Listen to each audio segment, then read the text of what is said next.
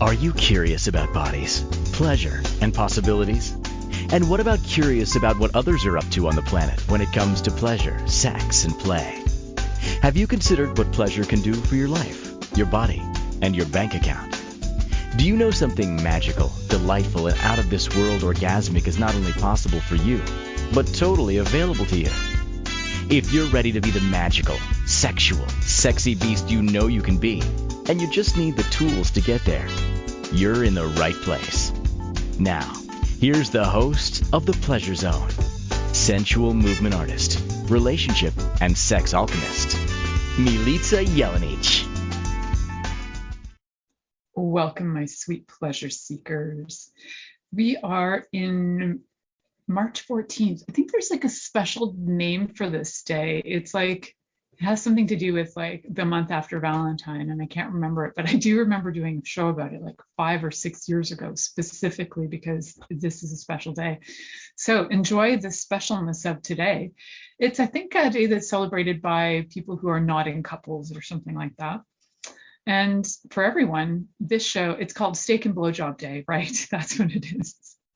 So welcome to Steak and Blowjob Day. I did not have steak today, so I haven't had steak in years, but perhaps somebody will be getting a blowjob today. We'll see. It is Steak and Blowjob Day. So, however, I didn't get like flowers on Valentine's Day, so I don't know. Like, how do I work with that? Like, is it fair? Is it even? Good times. So tonight we're going to be talking about a topic that seems to be one of your favorites. So for those of you who listen to the show regularly, or you're new to it, but you've keep finding this title from me, I have done a show about erotic and autoerotic asphyxiation before, and it's really popular, and there's always more information that I can be sharing about these things. So today I will be sharing some do's and don'ts. I think, I shared some of that in the first episode that I did on this. This is not, I would say, a topic that I am like an expert in, because it's not my top kink in the world, but it is something that I feel is really, there needs to be a lot of education about this, because it's one of those kinks that could kill. So not all kinks will kill, and some of them are pretty mild. Dressing up in different costumes and things, pretty mild. Not the chances of being killed by them are pretty low. But this particular one, asphyxiation, what does that even mean? Let's get into that, because it's a pretty technical world. When something is asphyxiated, it's taking the breath away, essentially. It's like suffocating. And so you can imagine that if this is something that you've never done before and you're curious about, this is something that you need a few things before you get started. You need some education. The education comes in the form of different things. Education on what tools to use. Why do I say that? Is because some things that I sometimes think are logical are not always logical. So for example, if you've never played with erotic or autoerotic asphyxiation before, and the first thing you go and do is you get like a frayed wire to try and choke yourself, the chances are you'll kill yourself. We want to look at tools that will work for this so that it is erotic and it's not murder. And we want to look at the physiology of the throat and the breathing mechanisms we have in our body, how air is stopped. So for those of you who watch on video, you'll probably notice, like, if you touch, so I'm touching some different parts of my throat, and there are different parts. You can test this out on yourself. Just give a little pressure here and there, and you'll start to notice where you will get less breath. It's not that you need to take an anatomy class, but you could definitely take an anatomy class. I think anybody who's really looking to have a totally different and totally unique kind of experience when it comes to sex, anatomy is a great thing to know, just for knowing where parts are. Where does the air, how does the air move, how does it come out, how do you actually do this? So there are different ways.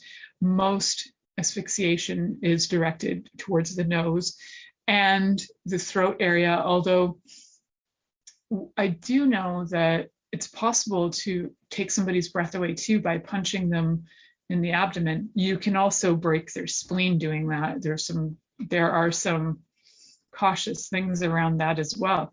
So for today, what we're focusing on is all of the nose and the throat asphyxiation, and the need for education, the need for communication, and the need for consent. Consent's actually top notch. And we'll look at those do's, and we're going to look at some don'ts as well. For some of you who maybe are wondering, like, why does this turn somebody on? You can go to my original show that I did, and I think I did talk on there about how when your brain is oxygen deprived, certain hormones kick in. Well, dopamine, things like serotonin, there are different happy hormones that actually kick in, as it's a strange survival mechanism that we have. So I know it sounds peculiar. However, it is the peculiarities of physiology, which this is why this turns people on. Always, there needs to be consent. So the safest asphyxiation is erotic asphyxiation, because you're doing it with somebody else. Auto-erotic asphyxiation means you're doing it to yourself. And I remember years ago watching, I think it was Oprah or Geraldo or something, and I was probably in grade 5 at the time, and I just happened to get home when one of these shows was on. It was probably Oprah, and they were talking about autoerotic asphyxiation. Now, I don't remember that terminology from them, but what I remember is the stories of family members who had found their loved ones dead in a closet, hanging naked. Sometimes they might have just found them after the fact and found like evidence that they were masturbating naked and choking themselves at the same time by trying to hang from like a bar in their closet. And it is really dangerous, right? So there are definitely some things that you can put in place for safety. So, like I was saying first, consent. Consent is so important. And the original show, if you'd like to listen to it, the air date was January 11th, 2021. You can go back and find that. You can search through my archives. So there's over 300 shows in there. So just making it a little easier for you. So you'll find that on my shows, I talk a lot about things like anatomy, consent, education. I like all of these things. It's because it's what I do. What I do for a living is I work with people as a holistic health practitioner, a sex and intimacy coach, and I am really keen on education. I'm really keen on educating people about anatomy. I'm really keen on educating people about communication and learning how to be consensual. So we often don't even think about consent. In general, we don't think that there's a need to have these discussions. I know people who have ended up in situations who have been choked out of the blue with no request, with no discussion. That is not okay. That borders on, that is abuse, because there's been no consent. So when you look at those situations, if anybody's ever done that to you and there's been no consent, walk away from that person. They are abusive. They're not actually into erotic asphyxiation. They're into asphyxiation and control. And they're not into consensual control play. They're into being a jackass. All right, so let's just be clear on that. Walk away from those idiots.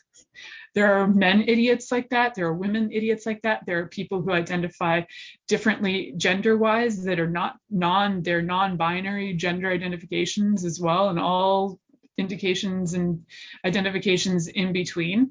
It's kind of irrelevant how you identify. People will show up as idiots, and that's not cool. So top 3 things for do's is education. So what do we need to do is know about the anatomy of the throat and the nose.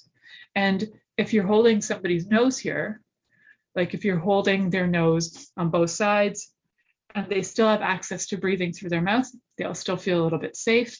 So there are ways to do this. Like you could get nose plugs. You could use like things like nipple clamps on the nose. You can You can cover the mouth with a gag. You can cover the throat with different things. So some of the standard things that you'll see in use that you might want to start with if you're starting this kind of play is anything that's going to be easily releasable or that you can cut really easily. Like I have found information on websites that say stuff like get a belt and get a this. And I'm thinking that actually makes no sense. So I'm going to say that makes no sense. If you're reading this stuff that says get a belt, this is not an easy release mechanism. If somebody is choking and you're choking them with a belt and you cannot get that off in time, you will have committed murder. So you need safety mechanisms in place for this. If you're going to do this, you're going to want to use something that you can cut, right? So this is for beginner play. This is not sophisticated that you can actually tell the breath of a person. And I don't know that anybody is that qualified to be able to exactly tell when a person's right at their last moment of breathing and they can still live. Maybe there are. I just don't have a sense that there are. So I need for all of you, whatever level of play you think you're at, be smart and be safe and have your tools for choking be something that's easily releasable or that you can cut off easily. So easily releasable would be your hands, right? Your hands are easily releasable by the person giving you communication, right? So when it comes down to the consent, the communication, we're going to include all of this in this conversation today. The do's and don'ts are going to be a little mixed into each category for sure. So education, know about your tools, have easy release available. By that I mean surgical scissors, not the kind of scissors you're using to cut cardboard, not the kind of scissors you have in your kitchen. Medical scissors is what you want to use. Those are specifically okay to put near skin. They'll have a little rounded edge on one side and they'll be sharp enough to cut through cloth. It's what they use in hospitals. You can buy them in a medical supply store. You can probably buy them on Amazon.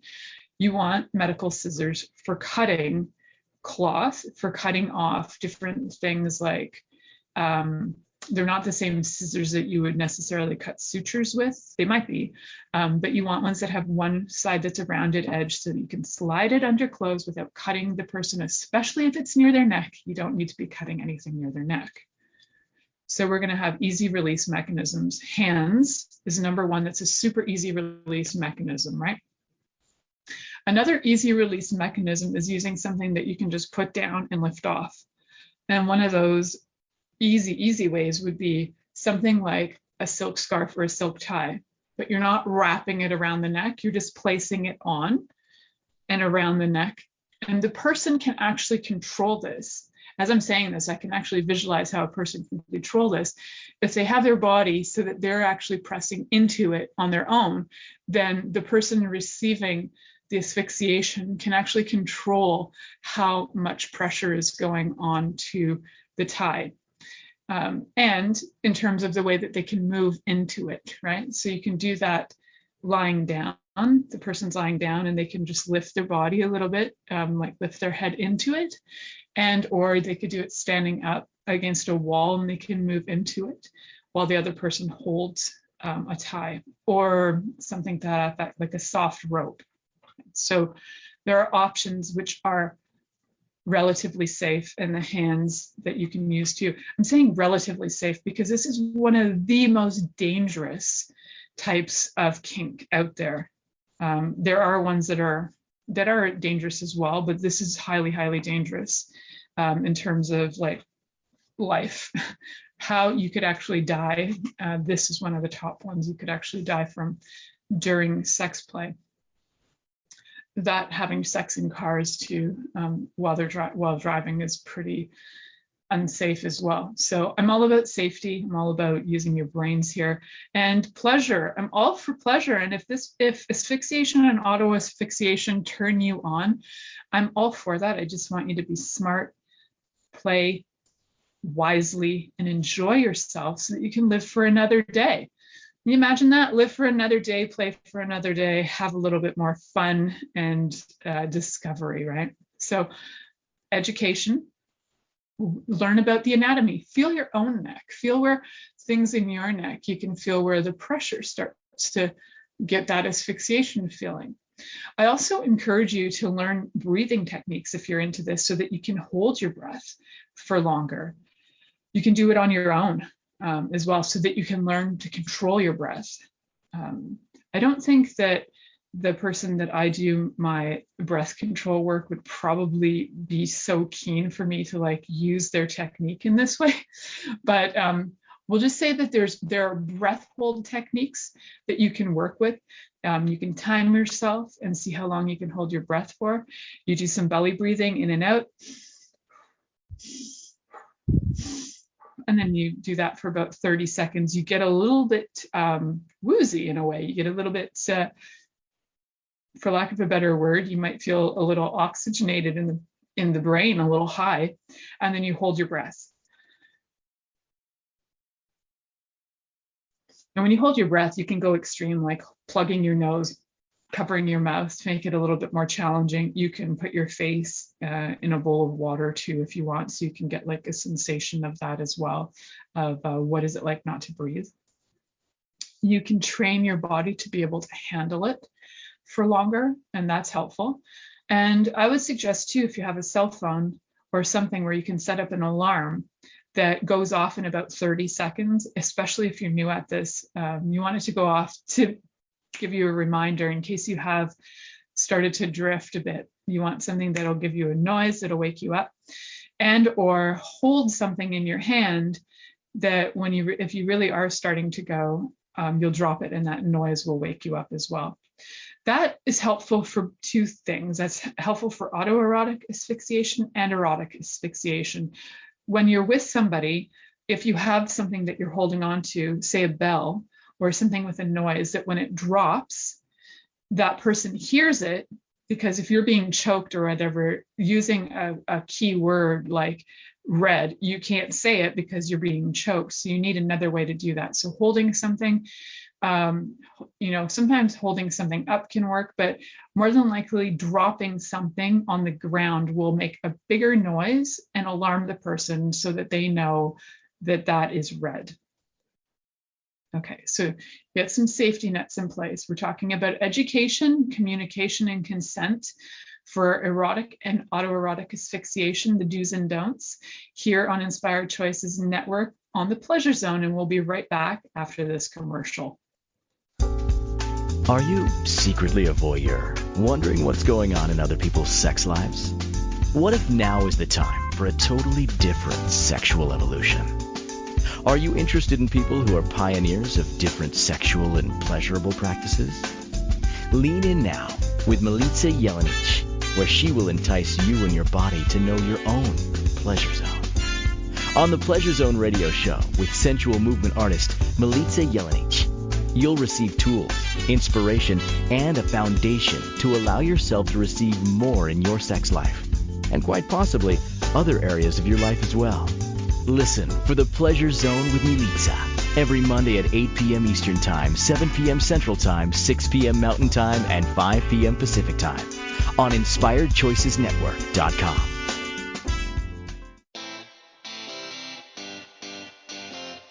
Are you a subject matter expert? Are you here to share your expertise with an audience waiting to hear from you in only the way you can deliver? Are you ready to have your voice amplified across the airwaves? Inspired Choices Network has a global radio platform streaming to millions of people across the world. Professionally produced and supported by an accomplished team every step of the way, you can broadcast from anywhere in the world, knowing your voice matters, and we ensure it is delivered with ease and efficiency. Eager to hear your message, the world awaits. Contact us today to become an Inspired Choices Network radio host. Email becomeahost@inspiredchoicesnetwork.com. This is the Pleasure Zone with sensual movement artist Milica Jelenic. To participate in the program today, join our live studio audience in our chat room at InspiredChoicesNetwork.com. You can also make the choice to ask or comment by email, info@MilicaJelenic.com. Now, back to the program. Welcome back, my sweet pleasure seekers. Tonight we're talking about it's a very edgy kind of conversation. We're talking about erotic and autoerotic asphyxiation, and asphyxiation being where you lose your breath. So it's a type of breath play. When it comes to kink and BDSM kind of play, this is a very kinky kind of play that can be dangerous. So there's a lot of information that needs to be out there, that needs to be shared. On some of the information that I've read, I questioned some of it earlier because I think there needs to be there even needs to be a more cautious approach to this play so that people are not dying. And one of the things that they talked about in one of the articles I read was you can use belts and you can use chains and you can use this. And they were naming a bunch of things that are not easy release mechanisms. Your hands are easy release mechanisms. Ties that you're just placing on somebody, like on like this part, and you're just like that, just pressing it down, not wrapping it around, is a lot easier to release than, say, wrapping it around a neck and like as if somebody's being hung. That's really dangerous. So why I talk about this is because back in the day when I was a kid, I did watch a show. It was either Geraldo, like I was saying, or Oprah, and they had the parents of children who had killed themselves in the throes of autoerotic asphyxiation.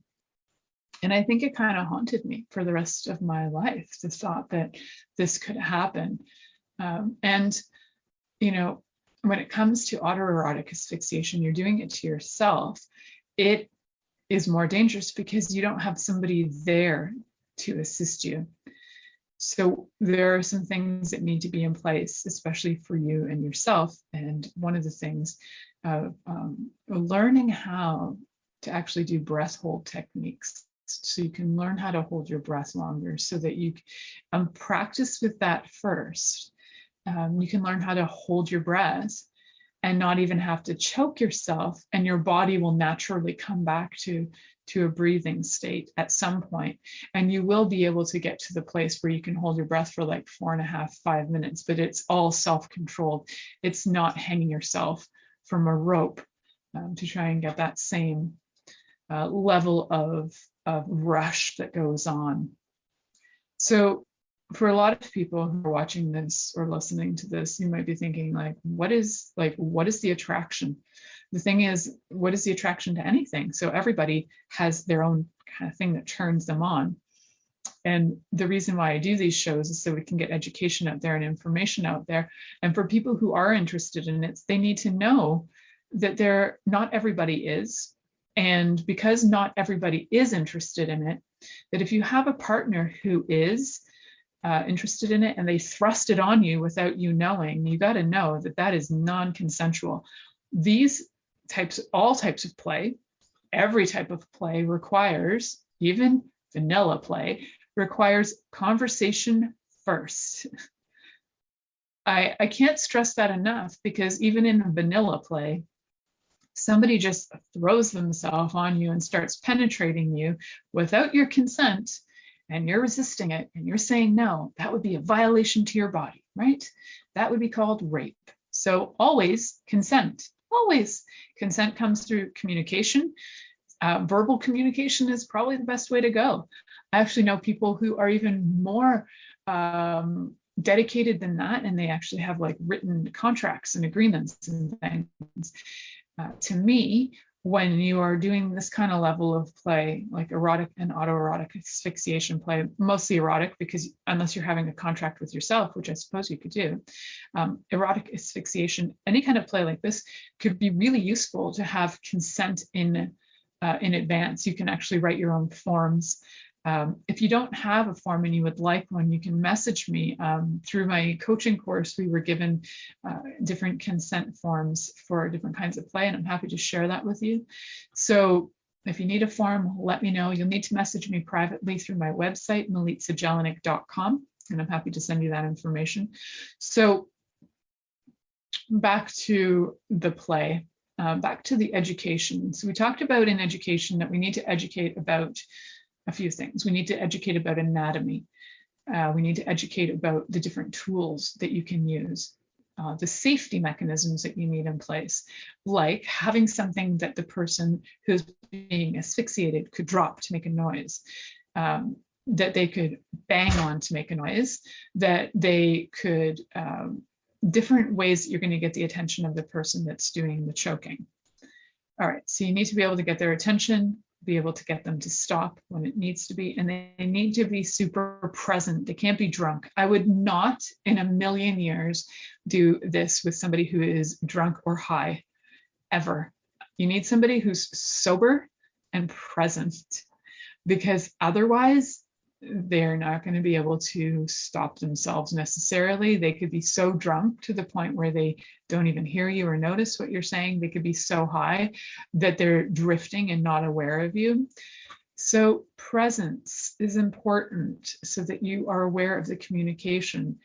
If you're the choker or if you're the one being choked, you both need to be totally aware.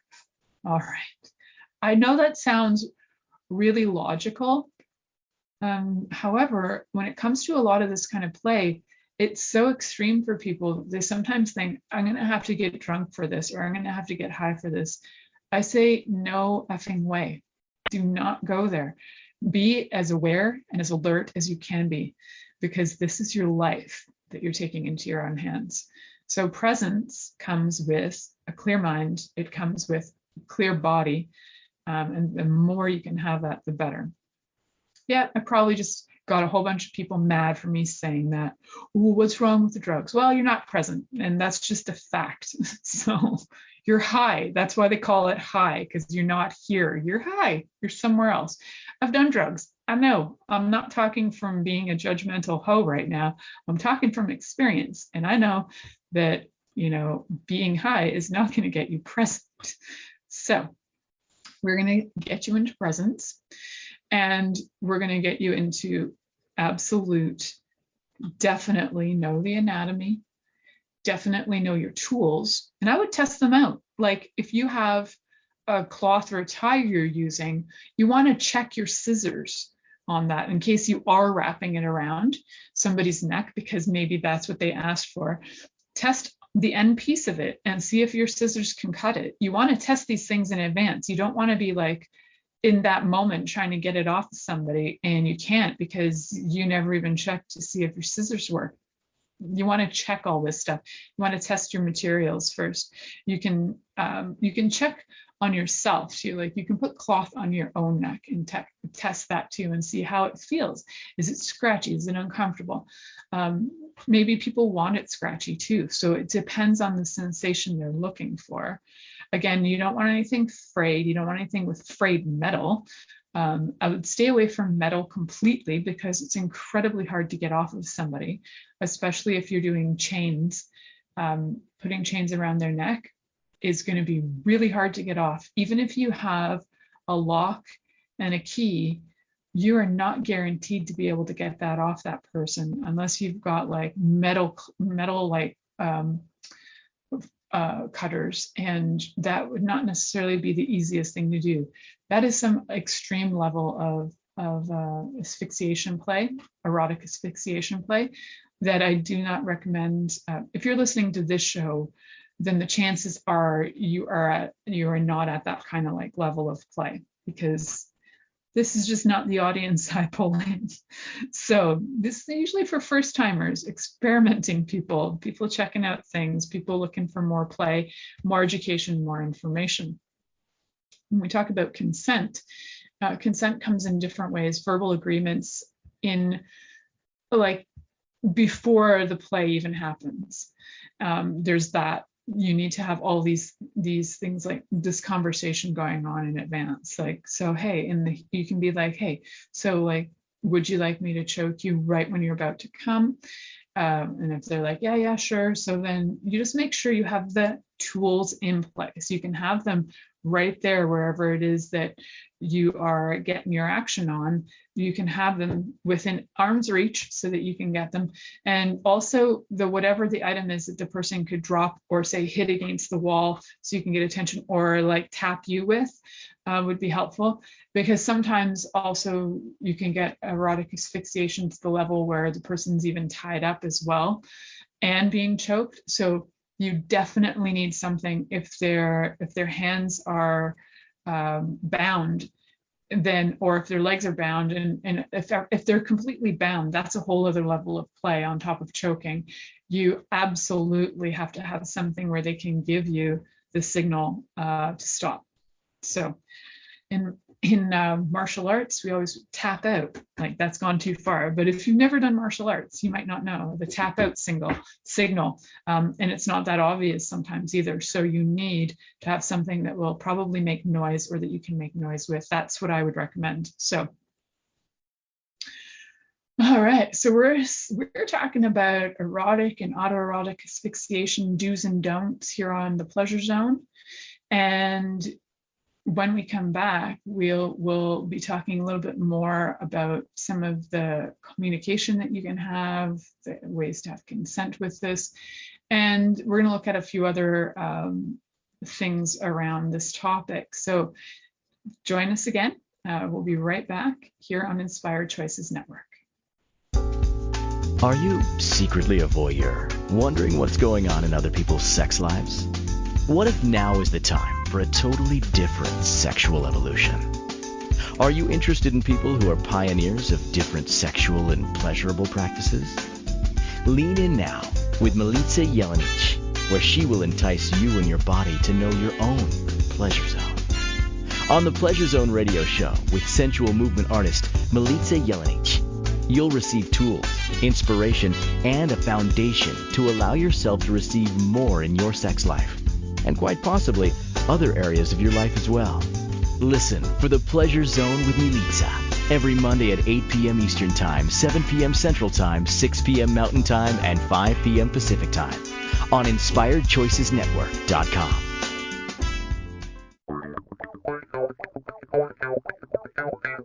Interested in masturbating for money, copulating for consciousness, and pleasuring on purpose? 21 Days of Sexual Magicism with sensual movement artist Milica Jelenic is an exploration of tools, processes, and actions that you can use to create more for your life, your body, your money inflows, and so much more. Graduated learning for all levels of interest. Learn at your own pace via video classes or join the yearly live class. Take a peek at www.milicajelenic.com.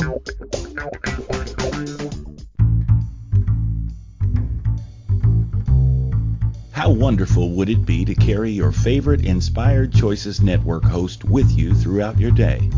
Well, now you can. Inspired Choices Network now has its very own mobile app. Our free app offers live streaming shows, along with thousands of podcasts and TV episodes. Our shows cover a wide variety of topics. Whether you're waking up with us, carrying us through the day, and taking us to bed with you, we're always here for you to enjoy. We're easy to find. Just search for Inspired Choices Network in the Apple App Store or Google Play Store. This is the Pleasure Zone with sensual movement artist Milica Jelenic. To participate in the program today, join our live studio audience in our chat room at InspiredChoicesNetwork.com. You can also make the choice to ask or comment by email, info@milicajelenic.com. Now, back to the program. Welcome back, my sweet, sweet pleasure seekers. For those of you who are brand spanking new to this station and to my show, you will find on Inspired Choices Network that there are shows about every topic you can imagine. Heck, you found this topic. So can you imagine what else is on here? We've had shows that include people who do butchers. We've had people who do channeling. We have coaches of all kinds. So check out Inspired Choices Network, because you're going to find that if you are looking for podcasts that will just not only educate you, inspire you, they will make you laugh, make you cry, they will get you going. So come on over, Inspired Choices Network, and you can find us on like hundreds of different apps. So if you happen to be on listening through Spreaker or Spotify or anything, awesome. Come on over to the network as well and check it out, because there's always information coming up there as well. And you'll also find that we have different things available on there as well. Sometimes you'll find that we've got offers going on host pages through our leaderboards, and sometimes you'll find other things as well, like articles. So there's lots and lots going on, and we're so grateful for all of you listening from all of your different areas. It's so cool that you could be listening not just from Inspired Choices Network directly, as you can come on directly and listen to us live and join us in the chat room as well to communicate with any of the hosts. But you can join us from so many different places. I find it like so cool when I get updates to say, you've had listenership from here and from there, and they're listening to this and they're listening to that. And I love that. I love knowing that you guys are out there listening to content, you're enjoying the content. And sometimes maybe you're listening more than once, which is so cool. If there are topics that you would love me to talk about, I would love to hear it. If you happen to be connected to different erotic toy companies or different lube companies or anything that has to do with sex and play, and you think that I would be a great fit to work with them, I would be happy to have conversations with any different corporate allies that I could work with to promote their products here on the show. That would be a lot of fun. So let me know if you happen to know people. I would love to know them. So, okay, so now we're talking a little bit, we talked about a lot, actually. We talked a lot about the idea of needing some education, right? So we talked about education and communication. So how do you communicate when you are completely asphyxiated, right? So if you're not bound, which is a great idea not to be, especially your first few times, if you're not having your hands bound or your legs bound, you can do a few things, like have something in your hand that will, if you are being choked, will drop on the ground. So keep one hand where if you drop something, it'll make a noise, not some cushy carpet that if you drop it, it won't make a noise. You need something set up so that if you drop it, it will either break, like something light glass that would break, or a bell that if you drop it and it is cushy, at least it'll make a bit of a noise. You definitely want to have something that you have gets the attention of your partner. I also talked about within education, learning some anatomy. So on the sides of the neck, you have some great areas that you can hold. So you just want to, you can learn how to press in there and get a little bit of like oxygen that's starting to get deprived from the brain. Do not press on the front area.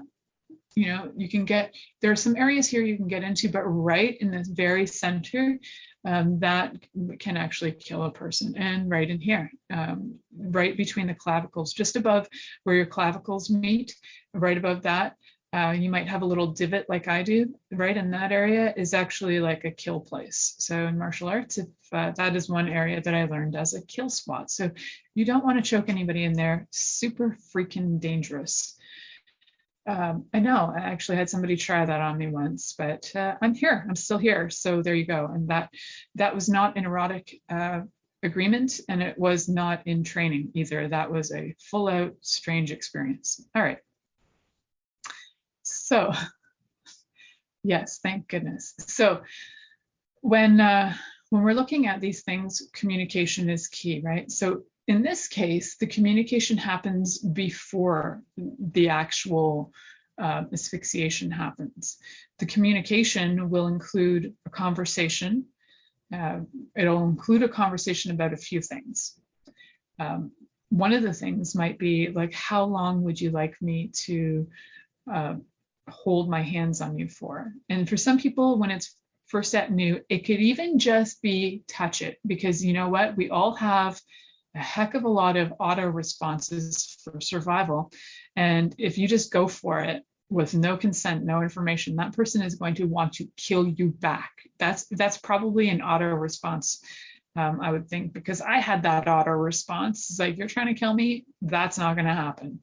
So the other method would be that when you're doing that is to, especially if you've ever had this done in a way that was non-consensual and you want to try it again, and you're thinking, okay, this partner, you trust them, but the truth is, it doesn't matter if you trust them. You have to trust you, number one, because you have to trust that you will give the signal to keep you alive, right? So you might want to just start with them holding your neck. And I personally have a real aversion to that, probably for many lifetimes and experiences. But I have an aversion to things on my neck. It has like an auto trigger that I want to harm the person doing that to me. So, and I also get that it's highly erotic for other people. So I'm coming from the standpoint of, I want to get the information out of there that, no, this is not my like turn on center. So this is not something that I need you guys to write and go, I really want to choke you, because that happens. And I'm like, thanks, but it doesn't turn me on. So even if you want to choke me, I would hope that you would want to choke me because I want it. And it's not actually something that turns me on. So that would not be my first choice. However, I get it. I get why people like it. And I get that having the oxygen deprivation is a turn on, because I like doing breath hold techniques for myself, because I'm a control freak. I'm definitely Dom. I'm definitely a control freak. I can be sub at times with some people, but it's a rarity. I definitely like knowing that I have choice and that I'm in control of the situation, and all subs should be in control of the situation, but that's not always the case. And in this case, if you're the one being asphyxiated, you're the sub, and you should be in control of it. That's why I mentioned doing some techniques where you would actually move into the item that would be strangulating you, like the it's asphyxiating you. Strangulation is actually usually to death. So you want to be able to move into that in your own terms, in your own way, so that you feel confident with that. That's part of the communication as well. It's a body language that you're moving into to enjoy it. The communication could be dropping the item or the thing that makes the noise. The communication could also be tapping on your partner. If your hands are free, or kicking them in the groin. It just depends on the situation. I don't recommend kicking in the groin unless this is really like not something you were intending, right? In that case, if this has occurred or has ever occurred or does occur, and you are not in favor of it, definitely use your knees if the person's on top of you. And if you can access their face, bite it, because that's what I did and it worked. All right, so you can, yes, this topic is a little triggering. However, I am like full on, I'm in it to win it, and I'm in this to educate. So we talked about education, we talked about communication, and we talked about consent. So what else is there left to talk about? We're going to talk about like 3 different main ways that asphyxiation takes place. So I mentioned, like, we breathe out of our nose, we breathe out of our mouths, and the air from all of those starts here in our throats, and it comes up through our lungs and out, comes through our noses, and kind of does a circulation thing. So you can cut off the breathing for a person pretty much completely when going here. They'll struggle. They'll be able to breathe through their nose for a bit, but not for long if you're doing it in the wrong way. This can lead to death, and I can't emphasize that enough. This can lead to death. It probably has led to more deaths than most other sexual things combined, most other erotic play combined. So something to be super cautious and aware about. So there's that. There's also putting things over your head. So it could be like bags or different things like that. So choking will start to get, the oxygen deprived from your head. Putting a bag over your head will start to get the person really like losing their sense of,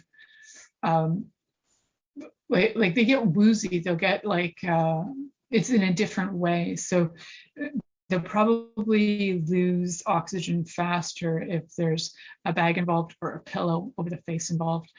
Anything that's very like suffocating and takes both the nose and the mouth out of play.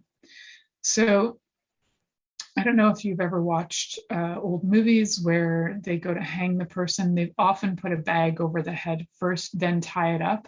It already starts to get, in a way, it's a weird kindness. It's weird kindness so that people don't have to like stare. Probably their eyes pop out too at a certain level of pressure when there's hanging happening. But also the bag over the head can have them start to just lose consciousness first, so they don't necessarily feel the drop. Yeah, I'm thinking about weird things like hangman's, because a lot of this stuff comes from, probably when I look at it from a spiritual standpoint, a lot of this might actually come from lifetimes of being strangulated, choked, can be from this lifetime as well. And I'm really keen on heal that stuff. Heal whatever it is first. And if you still have that turn on, go for it. But sometimes what we're doing is we're working out our issues on people, and we're working it out through different kinds of play. And it can get wacky and weird. So in the next segment, we're going to talk about some of the things to be aware of that require to be healed before you actually do any of this. Now we're doing it a little backwards. Give you some tools, but I really hope that you listen to this next part. You're listening to The Pleasure Zone here on Inspired Choices Network, and we'll be right back after this commercial. Are you secretly a voyeur, wondering what's going on in other people's sex lives? What if now is the time for a totally different sexual evolution?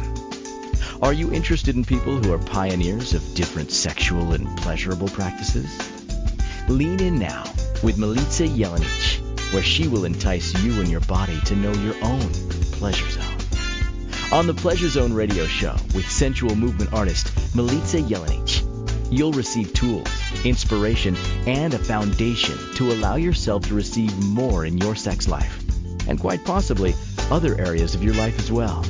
Listen for the Pleasure Zone with Milica every Monday at 8 p.m. Eastern Time, 7 p.m. Central Time, 6 p.m. Mountain Time, and 5 p.m. Pacific Time on InspiredChoicesNetwork.com. This is the Pleasure Zone with sensual movement artist Milica Jelenic. To participate in the program today, join our live studio audience in our chat room at InspiredChoicesNetwork.com. You can also make the choice to ask or comment by email, info@MilicaJelenic.com. Now, back to the program. Welcome back, my sweet, sweet pleasure seekers. So before I talk a little bit about the healing that I think needs to take place before diving into this, I want to give you some warnings, just some warnings about some of the things that can go wrong. We can go with the idea that if it can go wrong, it probably will go wrong. So some of the weird things that can go wrong is that you literally can get like a hemorrhage in your eyeball, which can cause permanent vision loss. You can get a heart attack. You could have there's something called aspiration, which is where the vomit goes back into your lungs, and it can cause permanent lung damage and risk infection and create a lot of complications. You can have a damaged larynx in your throat. You can have brain damage from lack of oxygen. So I would say this is super, super dangerous play. Requires a lot of caution, requires a lot of information. That's why I'm probably going to talk about this topic several times, because I think there's never too much information about things that require warning. And I do encourage that if you do like this, to get information. If you feel like you would like more information about this or would like me to coach you on other things, you can always connect with me at milicajelienic.com, and we can chat it up. I do private sessions. I also have coaching packages available and different courses that are available that you can take with me and through an online platform. So I would say that when we look at this, there are so many dangers, there are so many warnings. And I would say also, what is the motivation? So I didn't look at the psychology of this per se, because there's always going to be a psychology behind it. And what I do know, though, is that there's also always something to heal.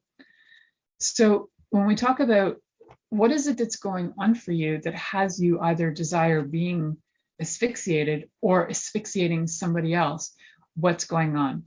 I would also say that, and I am saying, not that I would say, I am saying, I think I watch a heck of a lot of Family Feud, and they say stuff like, I want to say, and they're actually saying it. So I'm saying Family Feud is just changing my mind up. One of the things to be super aware of is that if you're angry, do not do this work. If you are angry at people, if you're angry at specific people, genders, or whatever, and you're doing this because somehow it turns you on to watch them suffer, that's not it. That is not the game here. This is not about enjoying watching people suffer. Yes, I get it. Some people are into that masochistic way of looking at, sadist way of looking at things. I'm not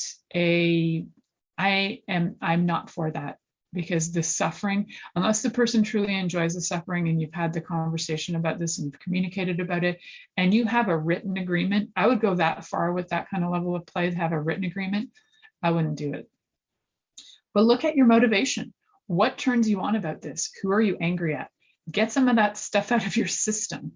If you don't know how to get that stuff out of your system and you're just freaking mad, again, connect with me.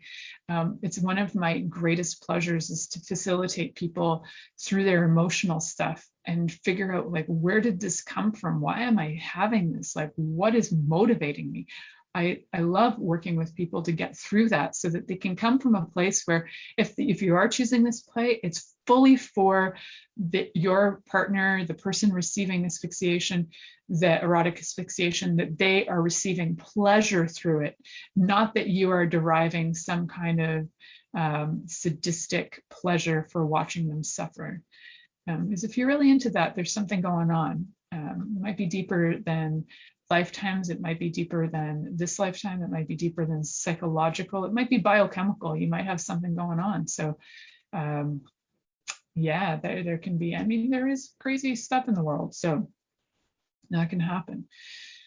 So find out what it is that motivates you. And if you love receiving this as well, and you've never questioned it, I say question everything. I question everything. I question, like, what is it about me that loves to have my nipples like played with? Like, I could have that 24/7. Like, what is it? And I personally know what that is about me. Do you know what it is about you that has you love being choked? So figure that out. If it's that every once in a while you just need to feel alive and this is your way to do it, cool. But know what it is. I'm a really big fan of knowing your motivation. What motivates you? What has you choose things? And sometimes as you go through that discovery, and I have lots of questions I could ask you on that, when you go through that discovery, you sometimes realize, well, this isn't my thing after all. It's actually because blah, blah, blah in my whole life and this whole situation. And this is actually for healing this situation. And yes, some of this stuff can be very healing. If you want to get this in a healing way, you want to go to a professional. You want to go to somebody who's trained. You want to go to somebody who's the level of professional that you're paying them. You also, because they will have contracts in place with you, they will have different things in place with you, and they will have expertise behind them. And there are experts out there.